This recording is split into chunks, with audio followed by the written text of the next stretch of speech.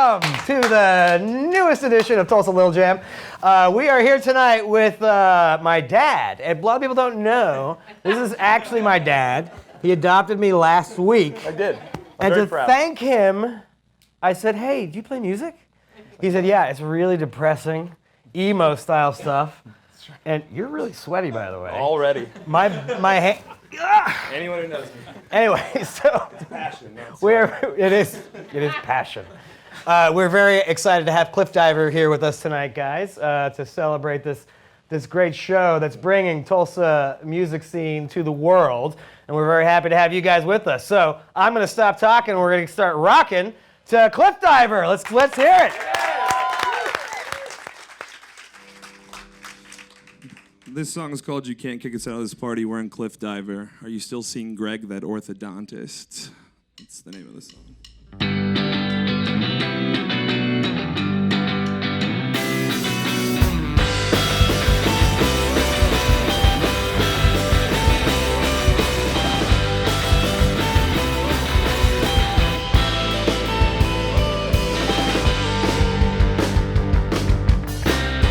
I stopped seeing straight about an hour ago. Does anybody have a menthol? Hey bro, can I bum a smoke? I drank tequila straight for like an hour or so. Is your friend Dom still here? I wanna get some, and everything's alright, and everything's just fine. Even though I joke about it, it's not all the time. And everything's alright, everything's just fine. Even though I joke about it, it's not all the time. I'm pretty sure I wrote a screenplay with your best friend Steve. Does anybody want a shotgun? Hey, can I borrow your keys? I won 8 games of beer pong, a horse race or 2. I can't go home alone again. Can I leave with you? And everything's alright. Everything's just fine. Even though I joke about it, it's not all the time. And everything's alright. And everything's just fine. Even though I joke about it, it's not all the time.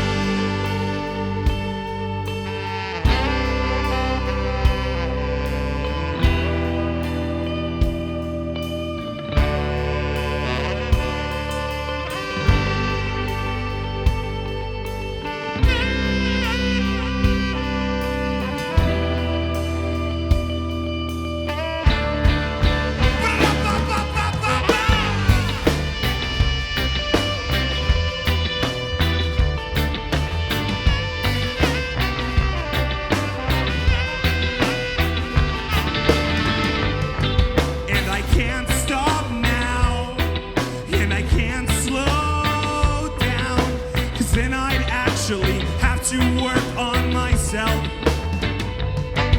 And it hurts a bit less when I drink away my stress back into the corner with my memories of you. So I can't wait till I can think straight and leave these Halloween goodbyes behind me. So thanks again for everything. You know I'll feel this endlessly. We probably won't do anything dangerous just yet.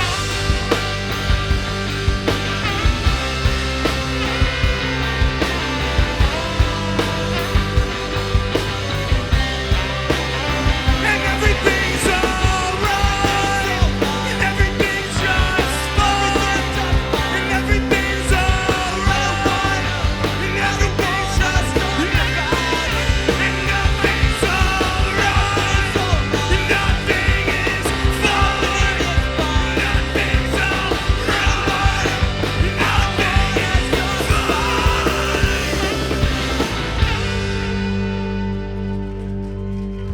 Thank you. See, just like Weston Horn the Hush. Identical.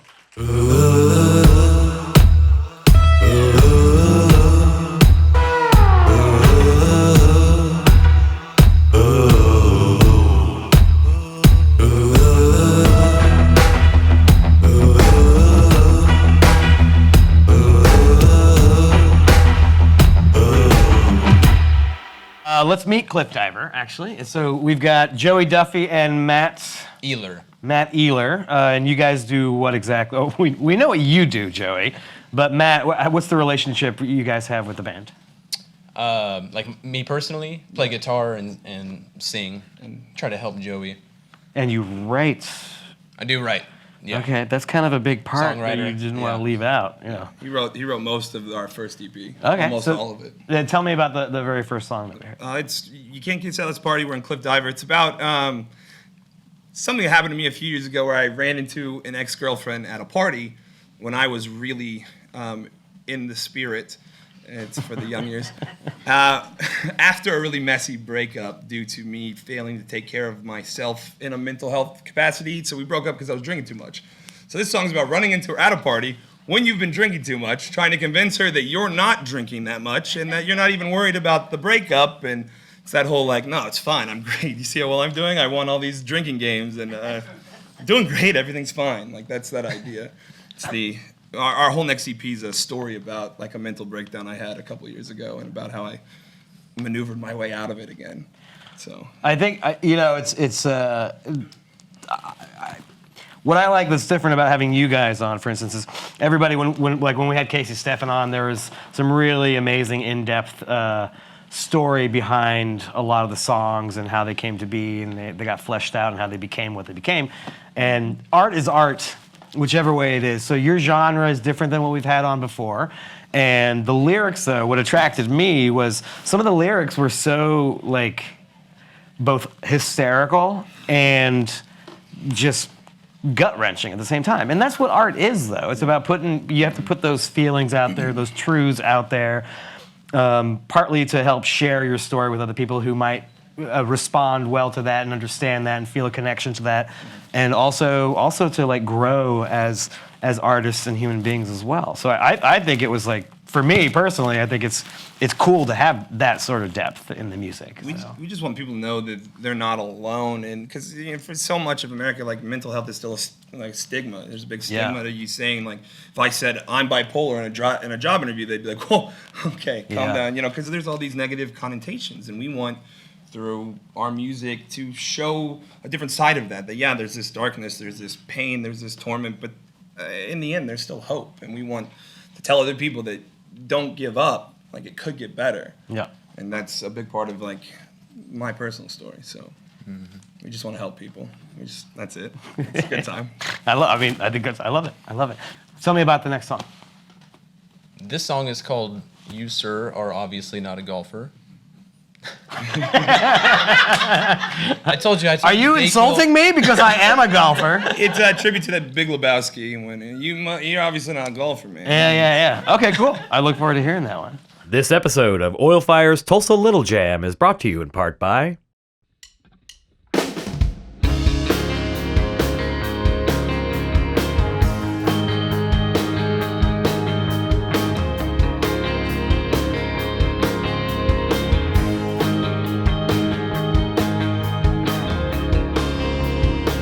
I'm not scared of dying. I'm just scared of your dad. What a scary man.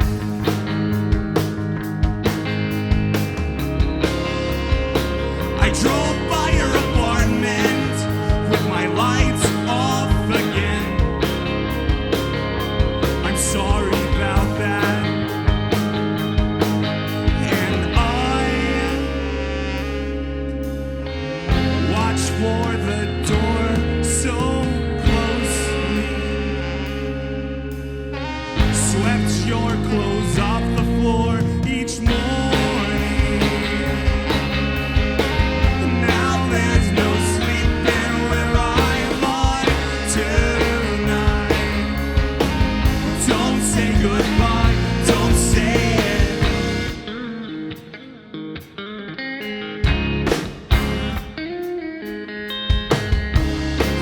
dropped you off in the middle of the street and drove away. My one working headlight leading the way. I got the text you sent about the food you made. Those fruit-topped Belgian waffles were my favorite part of the day. My favorite part of the day.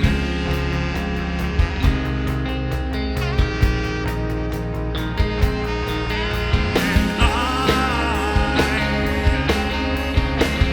watch for the door so closely.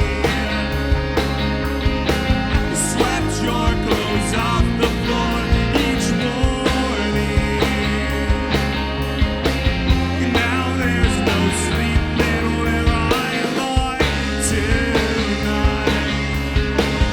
Don't say goodbye, don't say goodbye. Don't say goodbye, don't say goodbye. Don't say goodbye, don't say goodbye. Don't say goodbye, don't say goodbye.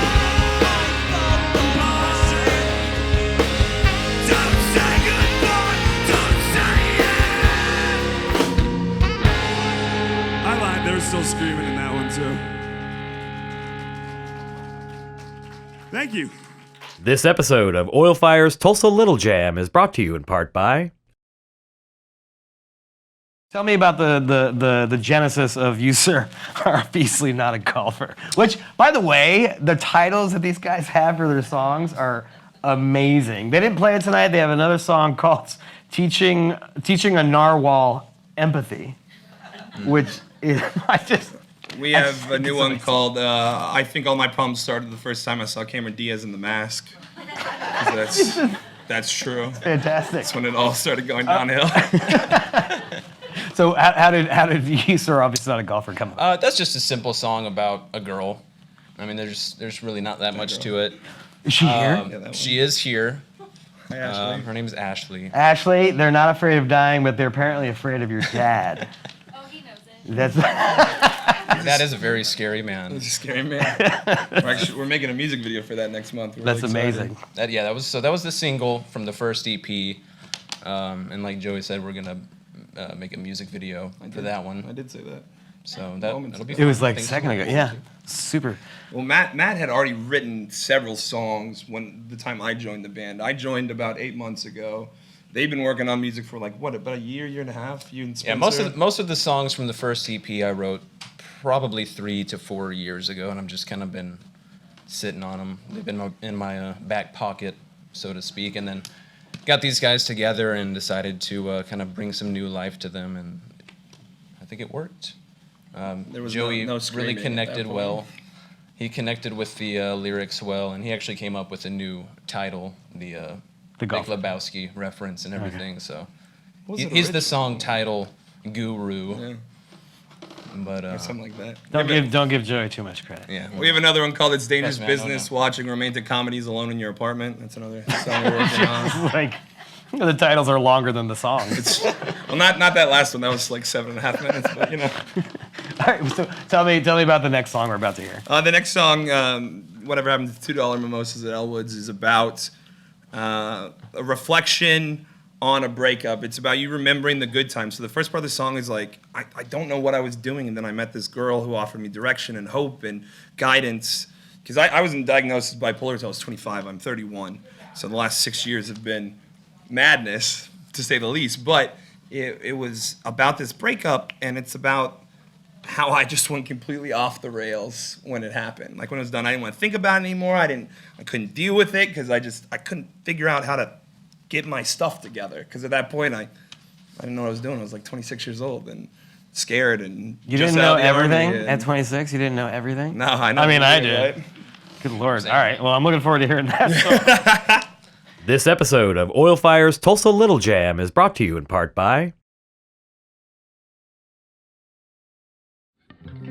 This is our last song, so I hope you like it.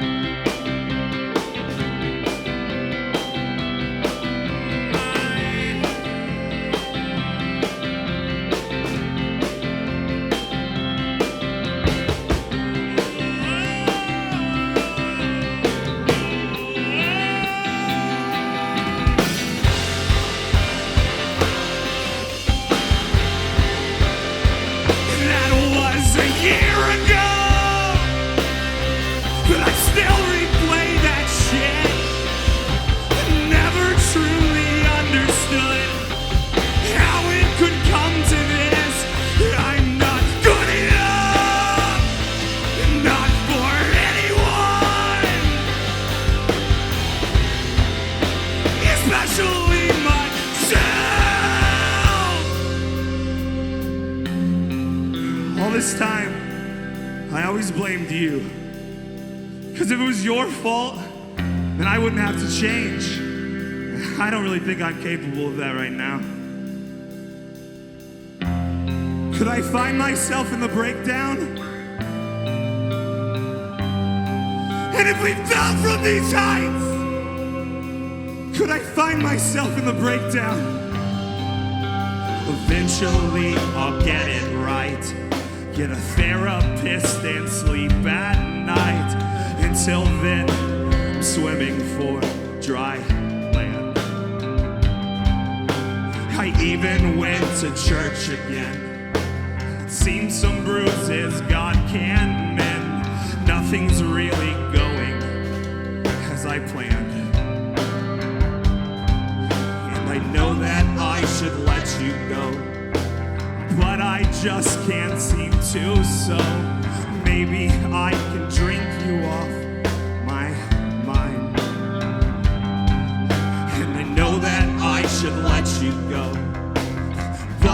just can't seem to. So maybe I can drink you off my mind, my mind, my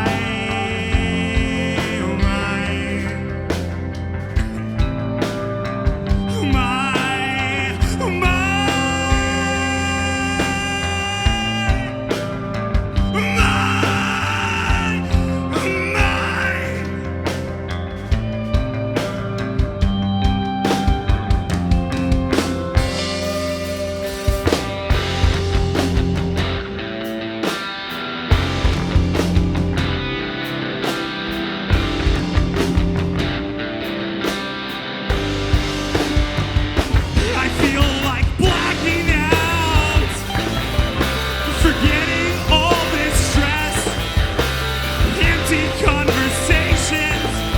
I'm already over them. I feel like blacking out, whose blood is on my fist. The only thing I need to know is, will it always be like this? I feel like blacking out. I feel like blacking out. I feel like blacking out. I feel like blacking out. Will it always be like this? Thank you guys. We're Cliffdiver. This episode of Oil Fire's Tulsa Little Jam is brought to you in part by. Okay, now we're back, and tell me how. Well, you actually told me a lot about how that song came about that we just heard. So, is there any more information about it you care to share? It's the first song from our next EP we're working on, where it's going to tell the whole story about. The first song is about the setting up the scene. That second song is the party song, and then we have a third song that's about having a panic attack that turns into almost a suicide attempt, because that's something that happened in my life. And then the fourth song is about getting counseling, and the fifth song is about finding hope again. And so it's like this overarch of about 18 months of my life. I mean, I got.